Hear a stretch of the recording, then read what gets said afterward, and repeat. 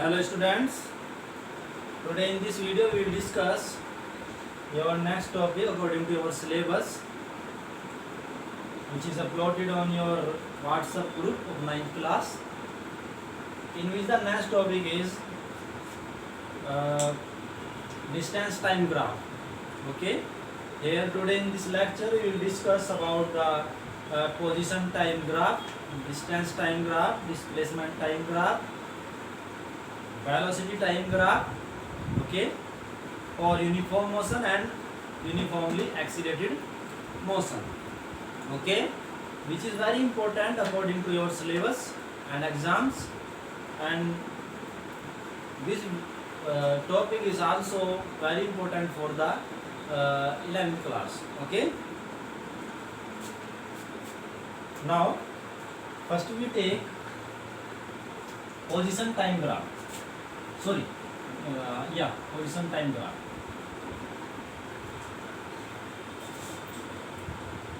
Position time graph.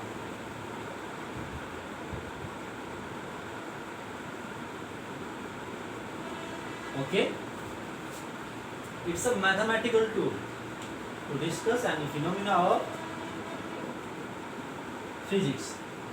Okay, position time graph. Now, for this we take a Cartesian coordinate system in which x-axis this is and this is y-axis. Okay, अब position time graph में आपको करना क्या है कि इसमें से आपको दिखाई दे रहा होगा कि जो ग्राफ प्लॉट करना है आपको टू क्वांटिटीज के बीच में करना है, पोजीशन और टाइम। आज हम बात करते हैं अलजेब्रिक इक्वेशन की।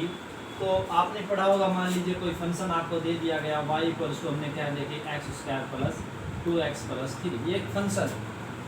तो यहाँ पर आप देखिए कि y की जो वैल्यू होगा x पर डिपेंडेंट है। तो टू टाइप्स के आपके वेरिएबल्स होंगे, एक वेरिएबल होगा इंडिपेंडेंट और दूसरा वेरिएबल होगा आपका डिपेंडेंट,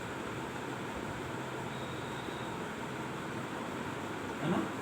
तो जो आपका इंडिपेंडेंट वेरिएबल होता है वो अलोंग x एक्सिस लेते हैं, जो डिपेंडेंट वेरिएबल होता है वो अलोंग y एक्सिस होता है, ठीक है ना।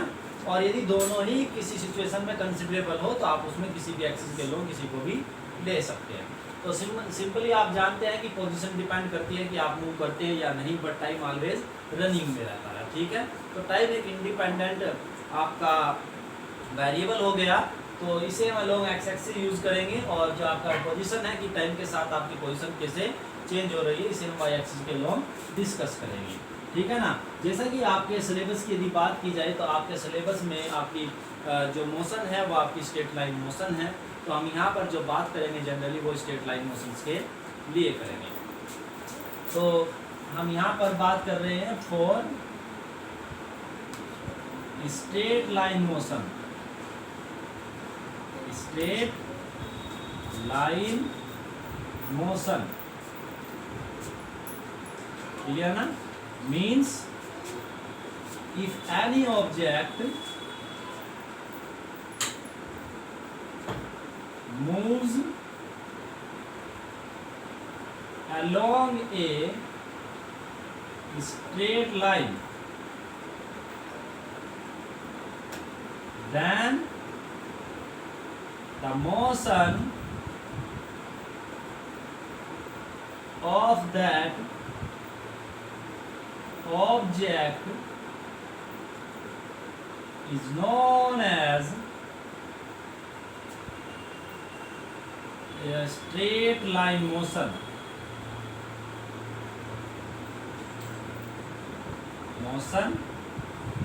और एक अनदर नेम भी फेमस है इसका, रेक्टिलिनियर मोशन, ठीक है ना। तो कुछ इस टाइप से आपका ऑब्जेक्ट मूव करेगा। सपोज ये आपका ओरिजिन हो गया और ये आपकी कोई स्ट्रेट लाइन हो गई जिसके अलोंग आपका ऑब्जेक्ट मूव करता है, ठीक है ना। तो एट एनी टाइम आपकी जो पोजीशन है वो आपकी इस पॉइंट पर हो सकती है जहाँ पर टाइम आपका t है। सपोज कर लीजिए पोजीशन आपकी x, ठीक है ना, यदि ये एक्स एक्सिस की बात की जाए, आपको बताया जाए। अब हम क्या करेंगे, इस एक्स एक्सिस को कंसीडर करेंगे टाइम एक्सिस, टाइम एक्सिस, और इस वाई एक्सिस को कंसीडर करेंगे पोजीशन एक्सिस।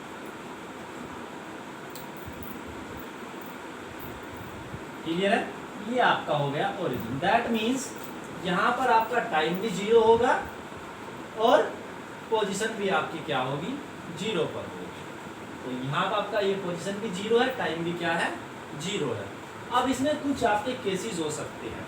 तो आपको पोजीशन टाइम ग्राफ खींचना है मोशन के लिए, तो सबसे पहले मैं बात करूँगा कि आपको सबसे पहली जो कंडीशन है, डिफरेंट केसेस जो हम लेकर यहाँ पर चलेंगे, तो सबसे पहले लेकर चलते हैं केस फर्स्ट। केस फर्स्ट में हम क्या कंसीडर करेंगे, जो केस आपका है, तो इसमें जिस केस की हम बात कर रहे हैं वो केस आपका हो गया, if an object is at rest, if an object is at rest, यदि आपका ऑब्जेक्ट रेस्ट में हो, या इसे अनदर नेम से भी जानते हैं स्टेशनरी, तो क्या होगा उस कंडीशन में बताइए। सबसे पहले आप देखिए, जब स्टेशनरी होगा तो उसकी वेलोसिटी क्या हो जाएगी, 0। क्या है इसकी, आप वेलोसिटी कह सकते हैं। सिंस आप देखिए जरा, यहाँ पर एक इंपॉर्टेंट पॉइंट और भी है कि ऑब्जेक्ट आपका जो मूव कर रहा है वो इस डायरेक्शन में मूव कर रहा है, किस स्पीड से मूव कर रहा है, सपोज कर लीजिए 20। आप एक चीज़ और यहाँ पर नोट करिएगा कि जो आपके ऑब्जेक्ट की जो मोशन है वो स्ट्रेट लाइन मोशन है, तो इसकी डायरेक्शन चेंज नहीं होगी। तो डायरेक्शन फिक्स है, तो केवल इसका यदि चेंज होगा तो मैग्नीट्यूड चेंज होगा। तो आप देखिए कि स्पीड, जब आपकी डायरेक्शन चेंज नहीं होगी तो डिस्प्लेसमेंट और जो डिस्टेंस है आपकी क्या हो जाएगी, सेम हो जाएगी। तो इस केस में आपका magnitude of displacement will be equals to distance. तो यहाँ पर इसलिए हम कह सकते हैं, क्या कह सकते हैं कि जब डिस्टेंस और टाइम मैग्नीट्यूड में सेम है, डायरेक्शन फिक्स है, तो इसलिए हाँ जी, तो यहाँ पर हम ये कह सकते हैं कि जो आपका वेलोसिटी और स्पीड होगा, तो यहाँ पर लिख दीजिए magnitude of velocity will be equals to speed. तो ध्यान रखिए, यदि वो डायरेक्शन यहाँ बताने की जरूरत नहीं है क्योंकि आपका स्ट्रेट लाइन मोशन है, तो यदि डायरेक्शन चेंज है, हाँ बेटे चुप हो जाओ, ठीक है, साइलेंट। तो चलिए, तो स्पीड और वेलोसिटी में यहाँ पर कोई डिफरेंस नहीं होगा, इसलिए यहाँ पर सिंपली हम स्पीड की ही बात करेंगे। तो वेलोसिटी या स्पीड आपकी यहाँ पर क्या हो गई, 0 हो गई, ठीक है ना। अब आप बताइए, जब वो रेस्ट में है तो क्या उसकी पोजीशन चेंज होगी, तो आंसर होगा नो। क्लियर है ना। तो यानी कि हम ये कह सकते हैं कि अब इस कंडीशन में जो आपका ग्राफ होगा, यहाँ पर आप t लीजिए और यहाँ पोजीशन आपकी x हो जाएगी। तो अब आप देखिए किस तरीके से एनालाइज करेंगे हम इसे। At t equals to 0 position is fix. मान लीजिए वो किसी टाइम पर कहीं पर है, ये आपका अनदर पार्ट हो गया। सपोज कर लीजिए वो स्टार्टिंग करता है यहाँ पर, ये आपका ओरिजिन है और ये आपकी एक्स एक्सिस हो गई, और वो एट एनी टाइम यहाँ पर इस एक्स पोजीशन। तो मुझे एक बात बताइए, क्या सपोज कर लीजिए पॉइंट पी पर है, जब इसकी वेलोसिटी आपकी 0 है तो क्या इसकी पोजीशन में चेंजिंग होगी, नहीं ना। तो यदि वो एट t इक्वल्स टू 0 पर इस पॉइंट पर एक्स किसी ना किसी वैल्यू पर, या ओरिजिन को हो सकता है या यहाँ पर हो सकता है, किसी भी पॉइंट पर है, तो वो वहीं का वहीं एट t इक्वल्स टू 0 पर भी यही होगा, अनदर टाइम पर भी यही होगा, अनदर टाइम पर भी यही होगा, अनदर टाइम पर भी यही होगा, अनदर टाइम पर भी यही होगा। तो हम ये कह सकते हैं कि इसकी जो ये वैल्यू होगी कुछ इस टाइप से आपका होगा। तो एक स्ट्रेट लाइन मिलेगी path parallel to time axis. Clear है ना। तो ये आपका फर्स्ट पार्ट हो गया। अब चलते हैं सेकंड केस में कि आपका ऑब्जेक्ट मोशन में होगा, ठीक है ना, बट यूनिफॉर्म मोशन में होगा। क्या में होगा? यूनिफॉर्म मोशन में। तो अब हम बात जो करेंगे वो किसकी करेंगे? यूनिफॉर्म मोशन की बात करेंगे। तो आपके सिलेबस में भी क्या है, जो इसी की बात की गई है, जो इसमें हम देख रहे हैं आपके सिलेबस में, तो उसी के अकॉर्डिंग बात करेंगे। तो चलिए सेकंड केस स्टार्ट करते हैं। यदि आपने नोट कर लिया हो तो सेकंड केस की यदि बात की जाए, थोड़ा सा आप ध्यान रखिएगा, क्योंकि केस सेकंड क्या है आपका। तो केस सेकंड यदि हम बात करें, if an object is in uniform motion, if an object is in motion, okay, is in uniform motion. इसके भी दो केस हो सकते हैं आपके, यूनिफॉर्म एंड नॉन यूनिफॉर्म। तो पहले हम ले लेते हैं इज इन यूनिफॉर्म मोशन। अब यूनिफॉर्म मोशन में आपको बताया गया था कि यूनिफॉर्म मोशन मींस कि जो आपकी वेलोसिटी है वो आपकी क्या होनी चाहिए? कांस्टेंट होनी चाहिए। तो आपके जो सिलेबस का यहाँ पर पार्ट है यूनिफॉर्म मोशन, वो आपकी क्या है? Along A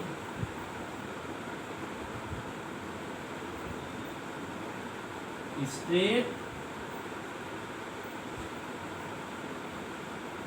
line, along a straight line. तो स्ट्रेट लाइन के लोग यदि बात कर रहे हैं तो डायरेक्शन तो क्या हो गई?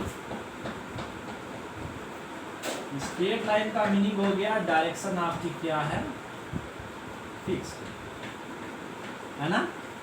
तो अब चलिए यूनिफॉर्म मीन्स, और यूनिफॉर्म का मीनिंग हो जाएगा if the velocity is constant,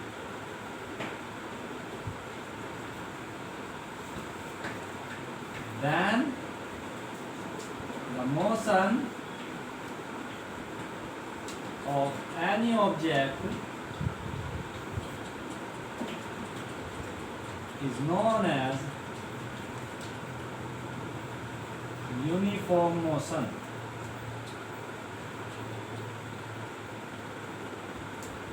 Along a straight line। Another way में भी आप इसे डिफाइन कर सकते हैं कि यदि आपका ऑब्जेक्ट सेम इंटरवल में सेम डिस्टेंस ट्रैवल करे तो हम कह सकते हैं कि उसकी जो मोशन है वो यूनिफॉर्म मोशन है, जैसे कि आपको प्रीवियस वीडियो में बताया गया। चलिए अब यहाँ पर आप देख सकते हैं आगे, यदि यूनिफॉर्म मोशन है तो हम ये कह सकते हैं v इक्वल्स टू आपका हो गया कांस्टेंट। क्लियर ना। और आपको डेफिनेशन पता है कि क्या होता है? इम्प्लाइज दैट वेलोसिटी आपकी क्या होती है? सिंस वेलोसिटी या स्पीड आपकी होती है, क्या होता है? Change in position divided by time. Clear है ना। आप इसे ऐसे भी लिख सकते हैं x2 minus x1 upon t2 minus t1 equals to constant. Clear है। तो आप जरा ध्यान से इसे देखिए, और यही वो एक तरीके से ग्राफ होगा जिसका यूज़ करके हम आगे के आर्टिकल्स में भी जो आपकी इक्वेशन ऑफ मोशंस है उन्हें ड्राइव करेंगे इन्हीं की हेल्प से। तो काफ़ी इम्पोर्टेंट है, कंक्लूजन मैथमेटिक्स से रिलेट करेंगे। तो देखिए जरा, आपको इस फॉर्मूले को देखकर कुछ याद आ रहा होगा, यदि रिलेट किया जाए कि आपने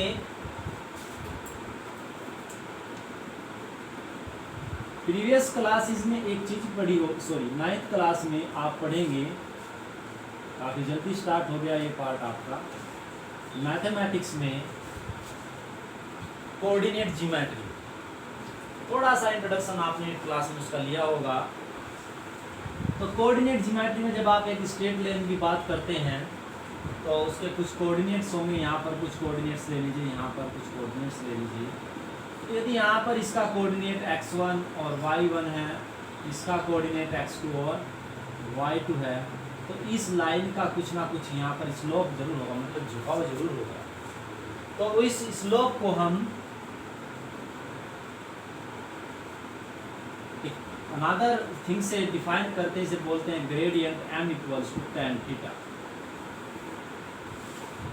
और ये जो m equals to tan theta होता है, ये इसे बताता है कि ये लाइन इस एक्सिस से, x एक्सिस से कितने एंगल पर इंक्लाइन। तो अब tan थीटा आपका होता है परपेंडिकुलर अपॉन बेस। तो परपेंडिकुलर आप देखिए, ये यहाँ पर यदि x एक्सिस की बात की जाए और ये y एक्सिस की भी बात की जाए, तो ये यहाँ पर x1 और ये यहाँ पर आपका x2, यहाँ पर आपका ये y1 हो जाएगा और यहाँ पर ये आपका y2। तो ये जो वैल्यू आपको यहाँ से यहाँ तक मिलेगी x2 माइनस x1, ये वैल्यू आपको यहाँ से यहाँ तक जो मिलेगी y2 माइनस y1, तो ये आपका हो जाता है y2 minus y1 upon. Clear है ना? देखिए ये बताने का कारण क्या है, आइडिया लेंगे। देखिए तो यहाँ पर एक चीज देखिए जरा आप, यहाँ पर यदि ये स्ट्रेट लाइन है तो आप इसमें से कोई सा भी सेगमेंट ले लीजिए, इसका हर जगह जो इसका स्लोप होगा फ्रॉम एक्स एक्सिस, ऐसे आप देखिए थीटा आपका फिक्स होगा यदि स्ट्रेट लाइन, और यदि कोई कर्व हुआ तो ये आपका चेंज हो जाएगा। देखिए ऐसे यदि मान लिया कुछ ऐसा होता तो यहाँ पर एंगल कुछ और होगा, यहाँ पर कुछ और, यहाँ पर कुछ और, यहाँ पर कुछ और।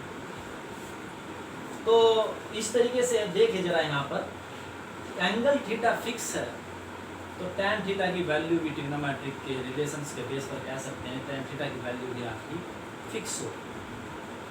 और जनरली आप देखिए जब लाइन है तो स्लोप तो सभी जगह आपका सेम ही रहेगा, तो ये वैल्यू आपको कांस्टेंट होनी चाहिए फॉर ए स्ट्रेट लाइन। ये क्या होगा आपका, तो यदि आपकी ये वैल्यू कांस्टेंट है तो इसके कोरोस्पोंडिंग जो आपको प्लॉट मिलेगा, ग्राफ मिलेगा, वो आपको क्या मिलेगा, एक स्ट्रेट लाइन मिलेगी। अब यहाँ पर आप देखिए जो y है उसकी जगह x है, that means along this axis, जहाँ t है वहाँ x2 है, that means along x axis. तो इसका मतलब ये हुआ कि इस कंडीशन में भी आपको एक स्ट्रेट लाइन मिलेगी, लेकिन उसका स्लोप कुछ ना कुछ यहाँ पर होगा। यहाँ पर जो स्लोप है इसका कुछ नॉन जीरो होगा, बट यहाँ पर स्लोप क्या हुआ, जीरो, क्योंकि यहाँ पर थीटा की वैल्यू कितनी है, जीरो, तो tan जीरो की वैल्यू होती है जीरो, क्योंकि स्लोप जीरो है, इसलिए ये वैल्यू भी आपको यहाँ पर जीरो है। तो स्लोप यहाँ पर बहुत ज़्यादा इम्पोर्टेंट रोल प्ले करता है। अनदर थिंग्स को भी डिफाइन करेंगे, देखिए। तो यहाँ से हमें पता चला कि जो ग्राफ होगा वो आपका किस तरीके का होगा, ज़रा देख लीजिए। तो ये आपकी टाइम एक्सिस, ये आपकी पोजीशन एक्सिस हो गई, x1। सपोज कर लीजिए एट एनी टाइम t1 पर इसकी पोजीशन यहाँ पर है, जरा देखिएगा, नोट करिएगा जरूर इन चीज़ों को। At any time t2 position बढ़ेगी क्योंकि वेलोसिटी आपकी फिक्स मूविंग कर रहा है तो पोजीशन तो बढ़ेगी। तो एट एनी टाइम ये मान लीजिए आपका यहाँ पर आ गया, तो ये आपका x2, तो इसे यहाँ पर मिला दिए दोनों पॉइंट को, ये तो पता ही चल गया कि स्ट्रेट लाइन है। तो ये यहाँ पर आपका इस क्लियर है ना। अब जरूरी ये नहीं है कि ये ओरिजिन से ही पास हो, यहाँ पर तो ये बता रहा है, ये हमारा ये ग्राफ प्लॉट किया कि जो आपका पोजीशन है वो t = 0 पर आपकी ओरिजिन पर है। यदि ओरिजिन से आगे है तो मान लीजिए यहाँ पर है, तो आप ऐसे ग्राफ ले सकते हैं, आप ऐसे भी ग्राफ ले सकते हैं। कहाँ से स्टार्टिंग हो रही है वो डिपेंड करेगा, क्लियर है ना। So since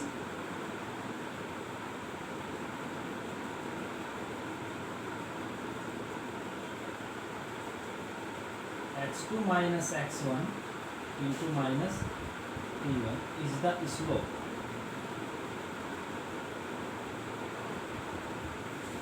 of position time graph, position time graph, और ये कांस्टेंट है, ये क्या है आपका कांस्टेंट है, since slope is constant so the graph will be a straight line. आप कहोगे कि हम ये क्यों पढ़ रहे हैं, तो आप देखिएगा जब आगे चलकर हम इस पर रिलेटेड प्रॉब्लम्स करेंगे तो एक ग्राफ की हेल्प से हम सभी डाटा इससे क्या कर सकते हैं, कैलकुलेट कर सकते हैं। क्लियर है ना? चलिए अब आगे चलते हैं इसी तरीके से हम। ये आपका यूनिफॉर्म मोशन के लिए हो गया, और जैसा कि आपके सिलेबस की बात की जाए, मैंने आपको बताया, तो उसके अकॉर्डिंग भी आपके सिलेबस का जो पार्ट है उसमें नॉन यूनिफॉर्म मोशन के लिए भी आपका ये ग्राफ खींचने के लिए कहा गया है। तो अब बात करते हैं नॉन यूनिफॉर्म मोशन की।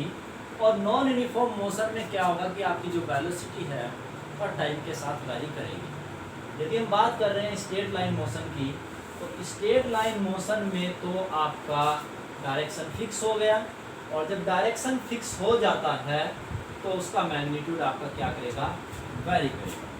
किस तरह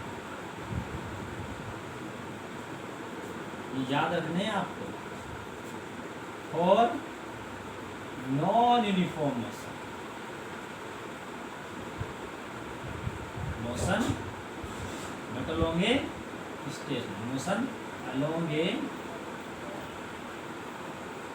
straight line। तो स्ट्रेट लाइन के कारण डायरेक्शन फिक्स हो जाती है, तो v क्या करेगा, जो आपकी वेलोसिटी है जिसे हमने डिफाइन किया x2 minus x1 upon t2 minus t1, ये आपका क्या हो जाएगा, कांस्टेंट नहीं होगा। अब इसमें दो कंडीशन आपकी बनती है कि आपने पढ़ा है कि यदि वेलोसिटी आपके साथ, आपकी टाइम के साथ चेंज हो रही हो, तो वहाँ पर दो कंडीशन हो सकती है, एक्सीलरेटेड मोशन हो सकती है। यदि वेलोसिटी आपकी टाइम के इंक्रीज करने पर वेलोसिटी आपकी इंक्रीज कर रही हो, तो ये आपका हो जाता है एक्सीलरेटेड मोशन। ये क्या हो जाएगी, एक्सीलरेटेड मोशन। ये आप नोट कर लीजिएगा कि इसका मतलब इंक्रीजिंग और इसका मतलब डिक्रीजिंग। यदि टाइम के इंक्रीज करने पर आपकी वेलोसिटी डिक्रीज कर रही हो, तो हमने बोला था रिटार्डेड मोशन या डी एक्सीलरेटेड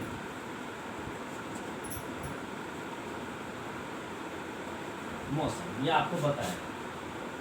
ठीक है, तो इस तरीके से हमने आपको बताया था। तो इसमें अब आपकी ये भी कंडीशन हो सकती है कि जो आपका एक्सीलेशन आया, वो एक्सीलेशन भी टाइम के साथ वैरी कर रहा है। बट हम उस केस की बात नहीं करेंगे, तो यहाँ पर हम एक पॉइंट नोट करेंगे। वो पॉइंट क्या होगा कि हम बात करेंगे यहाँ पर नॉन यूनिफॉर्म मोशन की, बट यूनिफॉर्म एक्सीलरेटेड मोशन की। ठीक है ना? तो चलिए इसे आप नोट कर लीजिएगा। For now for uniform accelerated motion,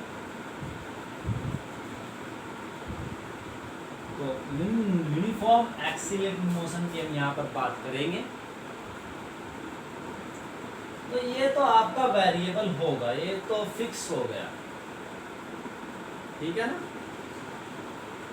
तो इस कंडीशन में जो आपकी वेलोसिटी होगी वो आपकी टाइम के साथ वैरी कर रही है। तो जरा यहाँ पर आप देखिए ग्राफ इसका, सपोज कर लीजिए आपकी टाइम एक्सिस है, ये पोजीशन एक्सिस है। तो अब यदि आपने एक स्ट्रेट लाइन शो की तो तुरंत आपका ये जो है यूनिफॉर्म मोशन का केस बन जाएगा। तो पाथ आपका एक स्ट्रेट लाइन ना होकर उसमें कंटिन्यूअस आपका वेरिएशन होगा और टाइम के साथ आपकी वेलोसिटी क्या होगी, बढ़ेगी। केस देखिए हर जगह आपका स्लोप डिफरेंट है। क्लियर है ना? ओके, तो अब आप देखिएगा, आपको थोड़ा सा लग रहा होगा। तो ये आपका कंफर्म ये नहीं है कि ये यूनिफॉर्म एक्सीलेटेड है कि नॉन यूनिफॉर्म, तो वो डाटा हमारे पास अवेलेबल नहीं है। तो आप इस कंडीशन को तो छोड़ ही दीजिए, वो बाद में बात करेंगे, क्योंकि एनालाइज नहीं कर सकते, ऐसा कोई डाटा हमारे पास नहीं है जिससे हम एनालाइज कर सके कि ये आपकी कौन से वाली मोशन है। ठीक है ना? तो ये इस तरीके से आपका वेलोसिटी और पोजीशन टाइम ग्राफ हुआ, जिसके 2 इम्पोर्टेंट केसेस हैं जिन्हें हम एनालाइज कर सकते हैं। पहला आपका रेस्ट केयर और सेकंड आपका यूनिफॉर्म मोशन। ठीक है ना? तो इनसे आपको कुछ इंफॉर्मेशन निकालने के लिए कहा जा सकता है, जैसे आपका वेलोसिटी, तो आप वेलोसिटी निकाल सकते हैं। एक इम्पोर्टेंट पॉइंट इसमें और भी है, आपको पता है कि जब ऑब्जेक्ट कोई रेस्ट में है या मोशन में है, टाइम में कंटिन्यूस आपका चेंज होगा।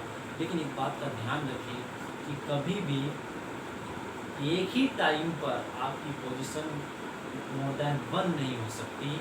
ठीक है ना? बट अलग अलग टाइम पर आपकी पोजीशन सेम हो सकती है। इस बात का ध्यान रखिएगा। यदि आपका ग्राफ कुछ इस टाइप का है कि एक ही टाइम पर आपके ये आपने आपका सपोज कर लीजिए कि कुछ इस टाइप से आपकी मोशन है, कि कुछ इस टाइप से आपकी ये मोशन है। तो यहाँ पर आप देखिए ये भी पॉसिबल है, एक ही पोजीशन है एक ही टाइम पर, बट जब आप इस टाइम पर यहाँ पर काउंट करोगे तो एक पोजीशन ये मिलेगी और एक पोजीशन ये, और एक ही टाइम पर एक पार्टिकल एक से अधिक पोजीशन पर एग्जिस्ट नहीं कर सकता। तो इस बात का ध्यान रखिए कि ऐसी मोशंस आपकी ग्राफिकली एक्सेप्टेड नहीं होगी जिनमें एक ही टाइम पर मोर देन 1 पोजीशंस आपको शो की गई हो। तो ध्यान रखिएगा, इससे भी अच्छा ये कंक्लूजन मिल जाए। नेक्स्ट वीडियो में अभी हमने पोजीशन टाइम ग्राफ की बात की, नेक्स्ट वीडियो में हम बात करेंगे डिस्टेंस टाइम ग्राफ की या डिस्टेंस टाइम ग्राफ की। ठीक है नहीं? तो डिस्टेंस टाइम ग्राफ भी आपका एज इट इज़ ऐसा ही होगा। आप चाहे तो अपने आप भी कर सकते, आप कमेंट करेंगे। तो डिस्टेंस टाइम ग्राफ की यदि बात की जाए तो